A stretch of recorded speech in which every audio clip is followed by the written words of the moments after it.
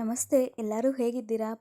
Welcome to Pooja's happy world YouTube ಚಾನಲ್ಗೆ ಮತ್ತೊಮ್ಮೆ ಸ್ವಾಗತವನ್ನು ಕೋರುತ್ತಾ, ಇವತ್ತಿನ ಒಂದು ಹೊಸ ಮಾಹಿತಿ ನಿಮ್ಮ ಜೊತೆ ತೊಗೊಂಬಂದೇನು. ಇವರೇನಪ್ಪ ರೊಟ್ಟಿ ಮಾಡೋದು ತೋರಿಸ್ತಾರೆ, ಬರೀ ಅಡುಗೆ ಮಾಡೋದು ತೋರಿಸ್ತಾರೆ ಅನ್ಬೇಡ್ರಿ. ಇವತ್ತು ನಾವು ಅಡುಗೆ ಮಾಡುವಂಥ ಈ ಗ್ಯಾಸ್ ಬಗ್ಗೆ ನಿಮ್ಗೊಂದು ಸ್ವಲ್ಪ ಮಾಹಿತಿ, ನನಗೆ ಗೊತ್ತಿದ್ದಂಥ ಮಾಹಿತಿಯನ್ನು ನಿಮ್ಮ ಜೊತೆ ಶೇರ್ ಮಾಡ್ಕೋತೇವೆ. ಈಗಂತೂ ಎಲ್ಲ ಕಡೆ ಪ್ರತಿಯೊಂದು ಕಡೆ ನಾವು ಕೂತಲ್ಲೇ ನಮಗೆ ಮಾಹಿತಿ ಸಿಗ್ತೈತೆ, ಯಾಕಂದ್ರೆ ಈಗಿನ ಜಗತ್ತು ಆ ರೀತಿ ಮುಂದುವರೆದೈತಿ. ಅದೇ ರೀತಿ ನಿನ್ನೆ ಒಂದು ನಮ್ಮ ಮನ್ಯಾಗ ಅಂದ್ರೆ ನಮ್ಮ ಮನ್ಯಾಗ ಒಂದು ಘಟನೆ ನಡೆಯುತ್ತೆ. ಯಾಕಂದರೆ ಈಗ ಎಲ್ಲ ಕಡೆ ನಾವು ಆ ಇನ್ಫಾರ್ಮೇಷನ್ ಕೊಡ್ತೇವೆ ಅಥವಾ ಈ ಮಾಹಿತಿಯನ್ನು ಕೊಡ್ತೇವೆ ಅಂತೇಳಿ ಮನೆಗೆ ಇನ್ಫಾರ್ಮೇಷನ್ನ ಅಥವಾ ಈ ಮಾಹಿತಿಯನ್ನು ಹೇಳಾರ, ಅನೇಕ ವಸ್ತುಗಳನ್ನ ಮಾಡಾರ, ಅಡ್ವರ್ಟೈಸ್ ಮಾಡಾರ ಬರ್ತಿರ್ತಾರೆ. ಆದರೆ ನಮಗೆ ಯಾರ ಮ್ಯಾಗೂ ವಿಶ್ವಾಸ ಇಲ್ಲ. ಯಾಕಂದ್ರೆ ಪರಿಸ್ಥಿತಿನ ಹಂಗೈತೆ. ಬೆಳಗ್ಗೆ ಎಲ್ಲ ಮನೆ ನೋಡ್ಕೊಂಡು ಆ ವಾತಾವರಣ ನೋಡ್ಕೊಂಡು ಹೋದ್ರೆ ರಾತ್ರಿ ಕಳ್ಳತನಕ್ಕೆ ಬರ್ತಾರೋ ಅಥವಾ ಯಾರೂ ಇಲ್ಲದ ಟೈಮ್ದಾಗ ಬಂದ ಮನೆಯಿಂದೆಲ್ಲ ದೋಚ್ಕೊಂಡು ಹೋಗ್ತಾರೋ ಅಥವಾ ಏನೋ ಒಂದು ಬೇರೆ ಅನಾಹುತ, ಎಷ್ಟೋ ಘಟನೆಗಳು, ಇಂಥ ದುರ್ಘಟನೆ ಆದಗಳು ನಾವೆಲ್ಲರೂ ನೋಡಿರ್ತೀವಿ ಅಥವಾ ಕೇಳಿರ್ತೀವಿ, ನಾವು ಸುತ್ತಮುತ್ತ ನೋಡಿರ್ತಾರೆ. ಈ ಒಂದು ಭಯದಿಂದ ನಾವೆಲ್ಲರೂ ಯಾರೇ ಅಡ್ವರ್ಟೈಸ್ಮೆಂಟ್ ಕೊಡೋಕೋದ್ರೂ ಏನೇ ಮಾಹಿತಿ ಬಂದರೂ ಕೂಡ ನಾವು ಹೆಚ್ಚು ರೆಸ್ಪಾನ್ಸ್ ಮಾಡೋದು. ಆದರೆ ನಿನ್ನ ಸೈಕಲ ಹೀಗೆ ಒಬ್ಬರು ಮಾಹಿತಿ ಕೊಡೋಕೆ ಬಂದ್ರೆ ಈ ಮಾಹಿತಿ ಅತ್ಯಂತ ಇಂಪಾರ್ಟೆಂಟ್ ಅನ್ನಿಸ್ತೆ. ಯಾಕಂದರೆ ಅವ್ರು ತಮ್ಮ ಸಂಪೂರ್ಣ ನಮ್ಮ ಸುತ್ತಮುತ್ತ ನಮ್ಮ ಸಮೀಪ ಇರುವಂಥ ಒಂದು ಊರಿನವರಾಗಿರು ಮತ್ತು ಅವ್ರ ಮಾಹಿತಿ ಕೊಡುವಂಥ ಮಾಹಿತಿ ಏನಿತ್ತಲ್ಲ, ಪ್ರತಿಯೊಬ್ಬರು ಮನ್ಯಾಗ ಗಂಡ್ಮಕ್ಳು ಮತ್ತು ಹೆಣ್ಮಕ್ಳು ತಿಳ್ಕೊವಂಥ ಮಾಹಿತಿ ಯಾಕಾಗಿತ್ತು. ಯಾಕಂದ್ರೆ ಮೊದಲಿನ ಕಾಲದಾಗ ಎಲ್ಲರೂ ಒಲೆ ಮ್ಯಾಗ ಅಡುಗೆಯನ್ನು ಮಾಡ್ಕೋತಾರೆ. ಈ ಸಿಲಿಂಡ್ರ್ ಆಗಲಿ, ಈ ಗ್ಯಾಸ್ ಯೂಸ್ ಆಗಲಿ ಯಾರಿಗೂ ಗೊತ್ತಿಲ್ಲ. ಹೇಗೆ ಈ ಶತಮಾನಗಳು ಕಳ್ಕೊತಾ ಬೆಳವಣಿಗೆ ಆಕೋತಾ ಹೋಯ್ತಲ್ಲ, ಅದೇ ರೀತಿ ನಮ್ಮ ಜೀವನ ಶೈಲಿ ಕೂಡ ಬದಲಾಯ್ತು. ಈಗಂತೂ ಒಲೆ ಮ್ಯಾಗ ಅಡುಗೆ ಮಾಡೋದಂತೂ ಸಂಪೂರ್ಣವಾಗಿ ಬಂದಾಗಿಬಿಟ್ಟೈತಿ. ಯಾರೂ ಒಲೆ ಮ್ಯಾಗ ಅಡುಗೆ ಮಾಡೋದಂತ ಮೊದಲು ಈಗೊಂದು ಸ್ವಲ್ಪ ನಾವು ಸುತ್ತಮುತ್ತ ದೊಡ್ಡ ದೊಡ್ಡ ಕಾರ್ಯಕ್ರಮ ಇದ್ದವು ಅಂದರೂ ಕೂಡ ಒಲೆ ಹೂಡಿ ಅಡುಗೆಯನ್ನು ಮಾಡೋದಿರ್ತದೆ. ಆದರೆ ಈಗೂ ಕೂಡ ಅಂಥ ಕಾರ್ಯಕ್ರಮದಾಗ ಕೂಡ ಗ್ಯಾಸನ್ನು ಯೂಸ್ ಮಾಡ್ತಿರ್ತಾರೋ. ಹಾಗಾಗಿ ನೀನು ಬಂದಂಥ ವ್ಯಕ್ತಿ ಅಥವಾ ನೀನು ಬಂದಂಥ ಒಂದು ಇನ್ಫಾರ್ಮೇಷನ್ ಯಾರಿದ್ರೆ ಅಂದ್ರೆ ಗ್ಯಾಸ್ ಬಗ್ಗೆ, ಗ್ಯಾಸ್ ಸಿಲಿಂಡ್ರ್ ಬಗ್ಗೆ ಹೇಳುವಂಥ ಮಾಹಿತಿ ಇದು ಸ್ವತಃ ಗೌರ್ಮೆಂಟ್ ವತಿಯಿಂದ ಪ್ರತಿಯೊಂದು ಊರಿಗೆ ಒಂದು ಡೆಮೋ ಕೊಡುವಂಥ ಕೆಲಸವನ್ನು ಮಾಡ್ಕೋತೈತಿ. ಯಾಕಂದ್ರೆ ಅನೇಕ ಕಡೆ ನಾವು ಗ್ಯಾಸ್ ಸಿಲಿಂಡ್ರ್ ಸ್ಫೋಟ, ಗ್ಯಾಸ್ ಸಿಲಿಂಡ್ರ್ ಸಂಬಂಧಂತ ಅನೇಕ ಅನಾಹುತಗಳು ಆದ ಪ್ರತಿಯೊಂದು ನ್ಯೂಸ್ದಾಗ ಪ್ರತಿದಿನ ಒಂದು ಊರಾಗ್ರೆ ನಾವು ನೋಡಿರ್ತೇವೆ.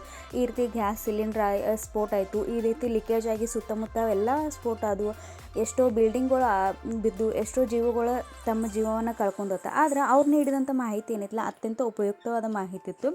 ಅದನ್ನು ಇವತ್ತು ನಿಮ್ಮ ಜೊತೆ ಶೇರ್ ಮಾಡ್ಕೋಕೆ ಮೊದಲೇನು ನೋಡ್ರಿ, ನಾನು ಹಿಡ್ಕೊಂಡು ಎಲ್ಲರಿಗೂ ಹೇಳ್ತೇನೆ. ನನಗೂ ಅವ್ರು ಹೇಳಿದ್ದು ನೀನು ಹೇಳೋತಕ್ಕನೂ ಗೊತ್ತಿಲ್ಲಾಗಿತ್ತು.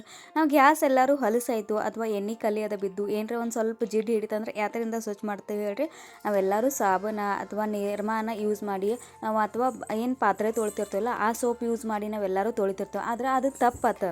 ಯಾಕಂದ್ರೆ ಗ್ಯಾಸದ ಪೈಪ್ ಏನಿರ್ತಿಲ್ಲ ಅಲ್ಲಿ ಒಳಗೆ ತಂತಿಗಳು ಇರ್ತವೆ ಮತ್ತು ಗ್ಯಾಸ್ ಸುತ್ತಮುತ್ತ ಒಂದು ಸ್ವಲ್ಪ ಲೀಕ್ ಆದರೂ ಕೂಡ ನಮ್ಮ ಜೀವಕ್ಕೆ, ನಮ್ಮ ಮನ್ಯಾಗ ಒಂದು ದೊಡ್ಡ ಅನಾಹುತ ಆಗುವಂಥ ಒಂದು ನಾವು ಅದಕ್ಕೆ ದಾರಿ ಮಾಡಿಕೊಟ್ಟಂಗೆ. ಹಾಗಾಗಿ ಗ್ಯಾಸನ್ನಾಗಲಿ, ಗ್ಯಾಸ್ ಒಲೆಯನ್ನಾಗಲಿ ನಾವು ಸೋಪ ನಿರ್ಮ ಯೂಸ್ ಮಾಡ್ಬೋದು. ಯಾಕಂದ್ರೆ ಅದ್ರಾಗ ಆ್ಯಸಿಡ್ ಇರ್ತಿದೆ, ಅದರಿಂದ ಕೂಡ ಅದೆಲ್ಲ ಒಂದು ಸ್ವಲ್ಪ ಗ್ಯಾಸ್ ಒಲೆ ಮ್ಯಾಗ ಅದು ಕೆಟ್ಟ ಪರಿಣಾಮ ಬೀರಿ ಅದಕ್ಕೆ ಲೀಕೇಜ್ ಆಗೋಕ್ಕೆ ಅವಕಾಶ ಹೆಚ್ಚು ಕೊಡ್ತೈತಿ. ಮತ್ತು ಗ್ಯಾಸ್ ಸೈಡ್ ಒಲೆ ಏನು ನಾವು ಪೈಪ್ ಏನು ಜಾಯಿಂಟ್ ಮಾಡಿರ್ತೇವಲ್ಲ ಅಲ್ಲಿ ಅಲ್ಲಿ ಎಲ್ಲ ತಂತಿ, ನಾವು ಈ ಮೊದಲೆಲ್ಲ ತಂತಿಗಳು ಬೇರೆ ಇದ್ದವು. ಆದರೆ ಈಗಿನ ತಂತಿಗಳು ಏನದ ಒಂದು ಸ್ವಲ್ಪ ಸ್ಟ್ರಾಂಗ್ ಇದಾವೆ, ಒಂದು 5-6 ವರ್ಷ ಬಾಳಿಕೆ ಬರೋ ಥರ ಇದಾವೆ. ಆದರೂ ಕೂಡ ನಾವು ಮ್ಯಾಲ ಕೆಳಗೆ ಎತ್ತೋದ್ರಿಂದ ಅಥವಾ ಕೆಳಗೆ ಮ್ಯಾಗ ಎದ್ದು ಗ್ಯಾಸ್ ಒಲೆಯನ್ನು ಎತ್ತಿಡೋದ್ರಿಂದ ಅದರಿಂದ ಕೂಡ ಆ ತಂತಿ ಕೂಡ ಲೂಸ್ ಆಗ್ತಿರ್ತೈತಿ.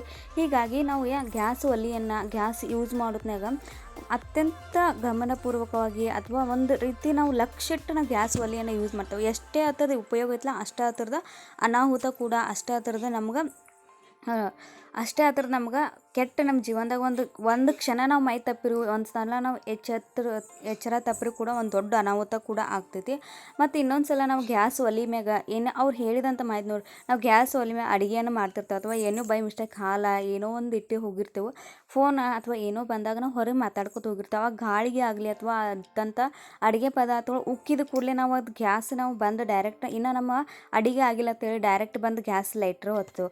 ಆ ರೀತಿ ತಪ್ಪುಗಳನ್ನು ಕೂಡ ನಾವು ಮಾಡಬಾರ್ದು. ಯಾಕಂದ್ರೆ ಆ ಗ್ಯಾಸ್ ಲೀಕ್ ಆಗ್ತಿರ್ತೈತಿ. ಲೀಕ್ ಆಗ್ತೈತಂದ್ರೆ ಅದು ಎಲ್ಲ ಕಡೆ ಸ್ಪ್ರೆಡ್, ಒಂದೊಳಗೆ ನಮ್ಗೆ ಸ್ಮೆಲ್ ಬರ್ಕೈತಂದ್ರೆ ನಾವು ಎಲ್ಲ ನಮ್ಮ ಮನೆ ಕಿಟಕಿ ಡೋರ ಎಲ್ಲ ಓಪನ್ ಮಾಡಬೇಕು. ಮತ್ತು ಫ್ಯಾನ, ಫ್ರಿಜ್ಜ, ಟಿವಿ ಇವು ಯಾವುದನ್ನು ಸ್ಟಾರ್ಟ್ ಮಾಡಬಾರ್ದು. ಯಾಕಂದ್ರೆ ಶಾರ್ಟ್ ಸರ್ಕ್ಯೂಟ್ಗಳಿಂದ, ಯಾಕಂದ್ರೆ ಸ್ಮೆಲ್ ಬರ್ತಿರ್ತೈತೆ. ಒಂದು ಅತ್ಯಂತ ಜಲ್ದಿ ಒಂದು ಸ್ವಲ್ಪ ಬೆಂಕಿದ್ರೆ ಸಾಕು, ಜಲ್ದಿ ಸ್ಫೋಟಕ್ಕಾಗುವಂಥ ಅನಿಲ ಅಂದ್ರೆ ಗ್ಯಾಸ್. ಇದನ್ನು ಬಾಂಬ್ ಅಂತ ಹೇಳಿ ಕನ್ಸಿಡರ್ ಮಾಡ್ತಾರೆ. ಗೌರ್ಮೆಂಟ್ ವತಿಯಿಂದನೂ ಕೂಡ ಇದನ್ನು ಅನೌನ್ಸ್ ಮಾಡಿದ್ದಾರೆ, ಇದು ಬಾಂಬ್ ಅಂತ ಹೇಳಿ. ಆದರೂ ನಾವು ಮನ್ಯಾಗ ನಮ್ಗೆ ಎಲ್ಲರಿಗೂ ಇದು ಉಪಯೋಗವಾಗೈತಿ.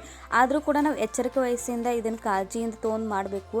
ಅದು ಅವಾಗ ಟೈಮ್ದಾಗ ಆ ಟೈಮ್ದಾಗ ಮನಿ ಡೋರ ಯಾವುದನ್ನು ಎಲ್ಲನೂ ಓಪನ್ ಇಟ್ಟ ಫ್ಯಾನ್ ಬಟನ್ ಆನ್ ಮಾಡೋದಾಗಲಿ, ಟಿ ವಿ ಬಟನ್ ಆನ್ ಮಾಡೋದಾಗಲಿ, ಫ್ರಿಜ್ ಬಟನ್ ಆನ್ ಮಾಡೋದಾಗಲಿ ಮಾಡಬಾರ್ದು. ಇದರಿಂದ ಏನಾಗ್ತಂದ್ರೆ ಶಾರ್ಟ್ ಸರ್ಕ್ಯೂಟ್ ಆಗಿ ಆ ಸಿಲಿಂಡರ್ ಸ್ಫೋಟ ಆಗ್ತೈತಿ. ಇನ್ನು ನಾವು ಏನು ಮಾಡ್ತೀವಪ್ಪ ಅಂದ್ರೆ ಕೆಲವೊಂದು ಸಲ ಏನೋ ಒಂದು ಹರಿದಿನ ಹಬ್ಬದಿದ್ದು ಅಂದರೆ ಗ್ಯಾಸ್ ಸಿಲಿಂಡ್ರ್ ರೆಗ್ಯುಲೇಟರ್ ಕಾಕ್ ಏನಿರ್ತೈತಿಲ್ಲ ಅದನ್ನು ಆಫ್ ಮಾಡೋದು.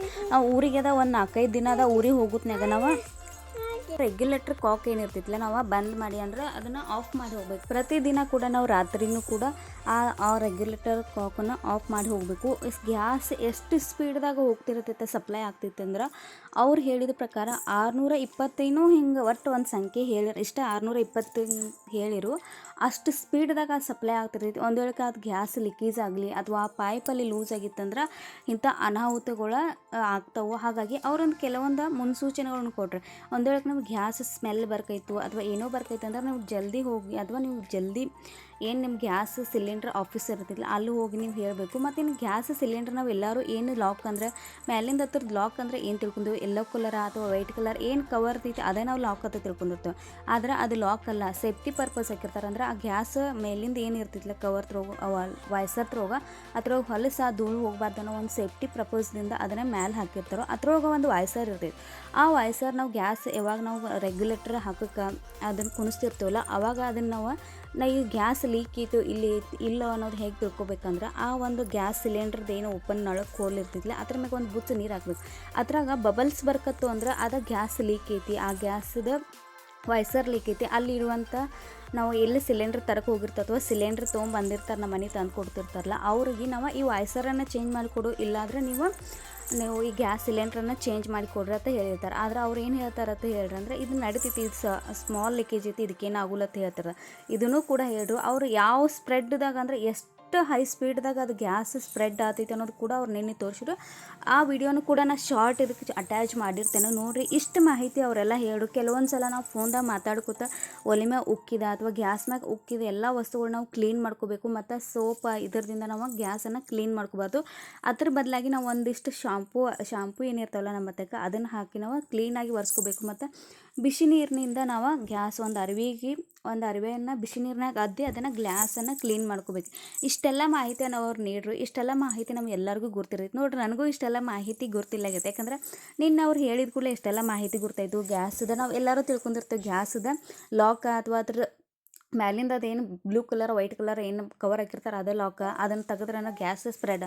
ಆದ್ರೆ ಅದಕ್ಕಿಂತ ಒಂದು ಒಳಗೆ ವೈಸರ್ ಅನ್ನೋದು ಇರ್ತೈತಿ, ಅದನ್ನು ಲೀಕ್ ಆದ್ರೆ ಇದು ವೈಸರ್ ಅದು ಲೀಕ್ ಆದ್ರೆ ಗ್ಯಾಸಸ್ ಬ್ಲಾಸ್ಟ್ ಆಗ್ತೈತಿ. ಮತ್ತು ಫ್ಯಾನ್ ಇವೆಲ್ಲ ಆಫ್ ಮಾಡೋದು ನಮ್ಗೆ ಆನ್ ಮಾಡೋದು ನಾವು ಎಲ್ಲರೂ ಕಾಮನ್ ಆಗಿ ನಾವು ಗ್ಯಾಸ್ ಮನ್ಯಾಗ ವಾಸ ಬರ್ಕೈತಂದ್ರೆ ಎಲ್ಲ ಕಿಟಕಿ ಬಾಗಿಲು ಓಪನ್ ಮಾಡಿ ಫ್ಯಾನ್ ಹಚ್ಚಿಬಿಡ್ತೇವೆ. ಅಲ್ಲಿ ಬ್ಲಾಸ್ಟ್ ಆಗಿಬಿಡ್ತೈತಿ, ಯಾಕಂದ್ರೆ ಅಲ್ಲಿ ಶಾರ್ಟ್ ಸರ್ಕ್ಯೂಟ್ ಆಗ್ತೈತಿ.